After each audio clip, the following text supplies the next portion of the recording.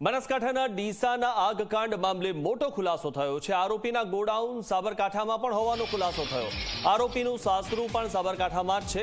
ઈડર થઈને ઇન્દોર ભાગવાની ફિરાકમાં હતા આરોપી અને આરોપી 18 વર્ષથી ફટાકડાના વ્યવસાય સાથે સંકળાયેલા હતા। શિવાકાશીથી ફટાકડા લાવતા હતા આરોપીઓ।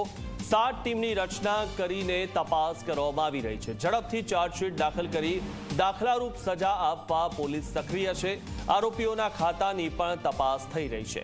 એલ્યુમિનિયમ પાવડરના કારણે બ્લાસ્ટ થયાનું તારણ સામે આવ્યું છે, ત્યારે આરોપીઓ સામે સાપરાધ માનવ વધની કલમ લગાવાઈ છે।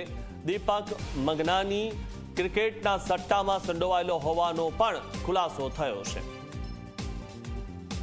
તો ગઈકાલે જે આ ઘટના બની હતી, જે હત્યાકાંડ બન્યો હતો ને જેમાં 21 લોકો ભૂંજાઈ ગયા, એ મજૂરો કે જે થોડું ઘણું કમાણી કરવા માટે આવ્યા હતા અને તેમને મોત મળ્યું। આ લોકો તમામ જે વસ્તુ છે તે છેલ્લા કેટલાય વર્ષોથી ગેરકાયદેસર ચલાવી રહ્યા હતા।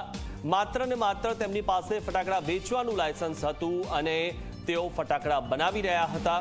અને જે રીતે બ્લાસ્ટ થયો છે, ગઈકાલે જે રીતે હત્યાકાંડ થયો છે, 21 લોકોને મોતને ઘાટ ઉતારવામાં આવ્યા હોય તેવી આ ઘટના છે। ત્યારે મજૂરોને ખબર પણ ન પડી અને અચાનક એટલો મોટો બ્લાસ્ટ થયો કે તેઓ ભૂંજાઈ ગયા।